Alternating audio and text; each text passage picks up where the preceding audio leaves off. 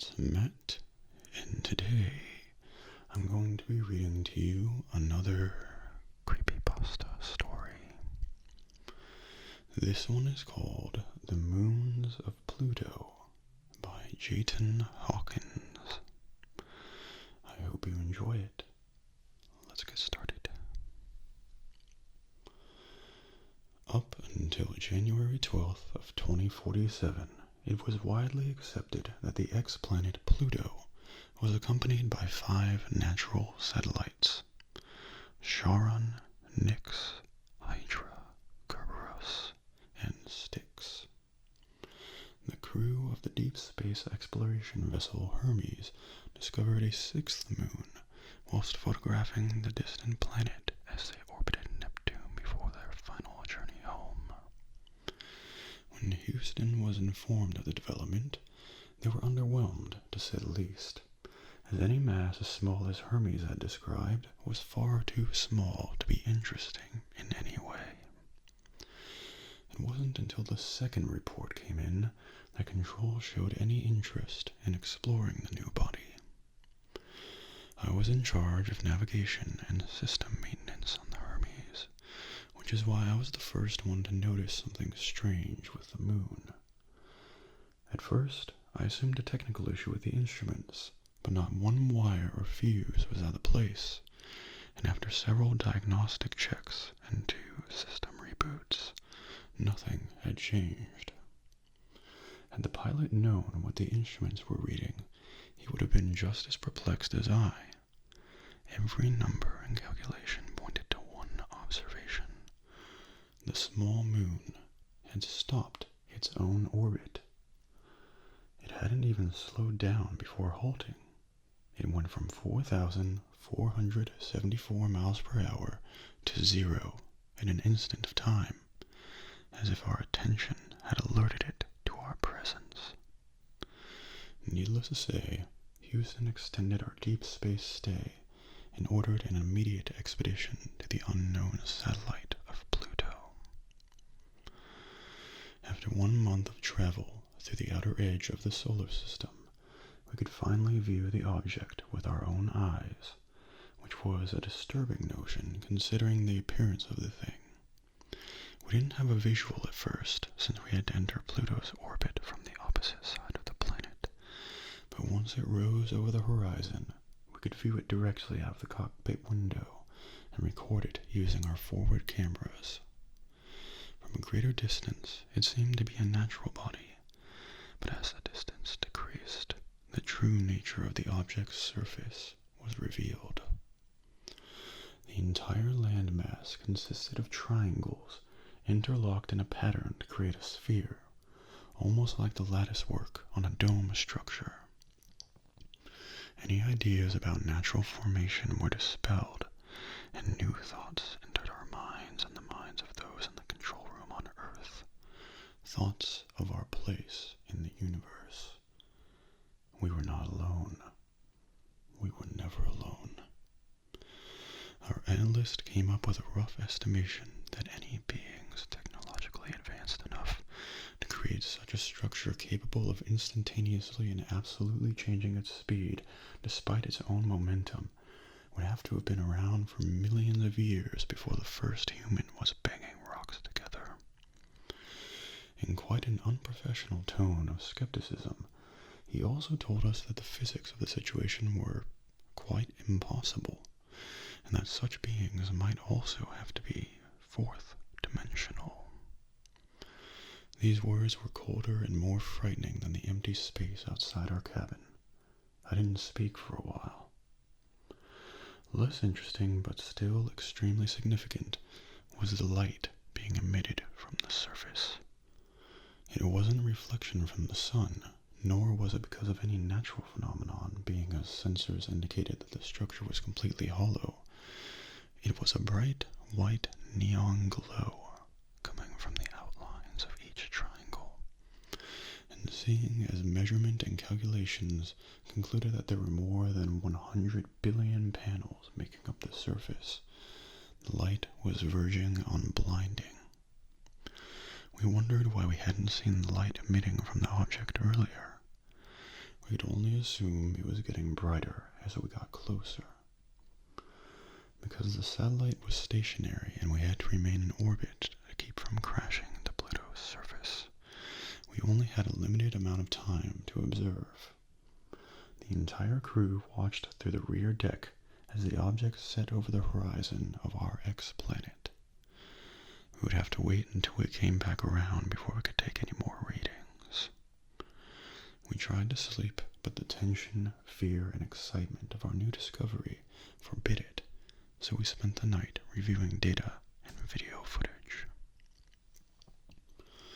Because we were orbiting in geosynchronous orbit, and because one day on Pluto lasts more than 6 times as long as an Earth day, it was approximately 72 hours before we could see the mystery object again. Our eyes widened as it peeked over the horizon. A lot had changed. It was now roughly twice its original size, and the white neon light had changed to a vibrant orange color. This would have been startling in itself, but considering that our telescope hadn't picked up any change in the object since we had left Neptune more than a month ago, we couldn't help but feel that it knew we were there, and that its new appearance definitely suggested that we weren't safe. Our initial fears were instantly confirmed when the Hermes suddenly began to creak and moan, and a low humming noise could be heard outside the ship. Because there's no air in space, there's nothing to carry sound waves, which is why the entire crew immediately began to search every instrument and dashboard in the ship for answers. We soon found that the source of the noise was in fact coming from the object when the entire ship went dark. Engines, electronic systems, boosters, escape pods, emergency systems, life support, everything was down. The only source of light was the moon itself, which bathed every inch of the ship in that sinister glow, which had now turned bright red. The humming intensified as our communications officer tried frantically to reach Houston. None of us tried to comfort or help him, as we were in awe of the growing alien structure. He started to tear up as his breaths got shorter and quicker. He eventually passed out after trying in vain to get a signal out for at least 3 minutes. As I and the remaining crew found out later, unconsciousness would have been preferable, considering the events that were about to transpire. All noise stopped abruptly as our systems came back online, as if nothing had ever happened. I immediately hit record on the front and aft cameras in case anything else were to happen. The structure began to flip and spin in ways that didn't seem possible. The massive sphere seemed to be turning inside out, and yet not moving at all. It spun faster than the eye could conceive, and yet stayed perfectly still all at the same time. Simply viewing the event made me and the other crew members nauseous and dizzy. The captain threw up on the floor and passed out. The rest of us simply tried to look away, but the feeling kept intensifying. Each of us dropped to the floor, covered in our own vomit, one after the other. I fell to my knees. Blood was pouring from my nose and mixing with the previous contents of my stomach on the floor. The last thing I saw before my vision went dark was my own reflection in the glass of the forward observation deck. My comrades were piled around me on the floor, bloody-nosed and covered in bile. There was a figure behind me. It was standing. It clearly wasn't a crew member. I went unconscious before I could turn around to face it. I saw the fear in my own eyes as my head dropped to the floor. I had the strangest dream during my unconsciousness. I was back home in New Orleans walking down the street. Every light in the city was off, but I could still see by the light of the burning buildings and cars on the street. Bodies were piled up in the alleyways, some charred and burned, some still ablaze. I got to the end of the street and looked out into the bay. There was no water, only the deep mud of the riverbed. Rotting fish filled the air. I turned around to see the bodies of my wife and son lying in the road. That pulled me out of it.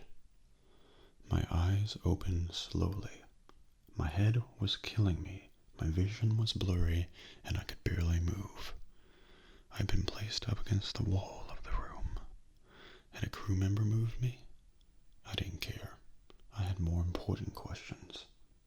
Our communications officer was seated on my left near the corner, also leaning up against the wall and still unconscious. My vision was clearing up. I wish it hadn't. I wish I could have stayed there, unaware of what was going on. I would have rather died. I looked to my right. There were the bodies of my shipmates piled on the floor. All of them had their eyes wide open. Their pupils were completely blacked out, except, of course, for the blood that was dripping out of their tear ducts. Standing at least 8 feet over the corpses of my friends was the figure I had seen earlier. My heart started pounding the moment I looked up. It had inky black skin which shimmered in the light of the moon.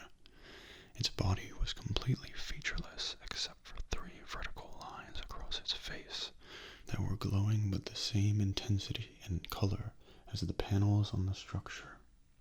Its arm was outstretched. Its fingers were wrapped around the head of our captain in such a fashion that his face was completely covered. The captain's arms were stretched out behind his body. His knees were still on the floor, but his back was arched as if every muscle in his body was tensed. He shook with the strain of his own muscles flexing, and I could hear him moaning in a painful manner. Kill it. I had to. I had to do something. I couldn't just let this happen. I was clearly next in line for whatever this thing was doing to my comrades. Kill it now. What was I supposed to do? This was an exploratory mission. We didn't have any weapons. Nothing. You have to find something. I searched around the room, trying not to be noticed by it. There. A pair of scissors laying on the floor between me and the communications officer. I reached for them as slowly as I could, keeping my eyes on the creature. It was peering down at the captain, who was still convulsing. I had them in my hand, but I needed a plan. The thing looked like flesh and blood. Go for the neck. I grasped the scissors firmly in my blood-covered hand. It was now or never. I leaned forwards, constantly watching the creature suck the life out of the captain. Slowly now. Don't let it see you. The communications officer coughed and moaned loudly behind me. Damn. The creature's head snapped around and peered directly at me. Do it now. I jumped to my feet and ran across the room towards my target. The captain's body fell limp to the ground as the alien turned to face me, but it was already too late for it. I plunged my makeshift weapon as deep as I could into its throat, twisting the scissors to inflict as much damage as possible. It stumbled backwards, hitting the other wall, clutching at the wound to its neck. It was oozing liquid onto the floor and onto itself. The blood glowed a bright neon red, just like the moon. The creature slid down the wall onto the floor, still staring into my eyes. Its body began to fade away, like the signal on a television turning into static. I felt the same sickness and pain as before, and stumbled back, looking away to avoid the headache. I looked up, and the creature was gone, a bloody pair of scissors in its place. I made the assumption that it had gone back to its ship, and that there were more coming in its place. Most likely, I would end up like the rest of my crew if any more of those things got on board. Get the hell out of here now. I picked up the communications officer as well as the scissors and started towards the ladder to the cockpit. The officer wasn't conscious enough yet to even walk, much less climb a ladder. I left him at the bottom and scrambled up to the next floor, immediately passing through the airlock and into the control room. I ran to the generator panel and turned off the gravity systems. I went head first into the ladder corridor, reaching for the officer's jacket to haul him up with me.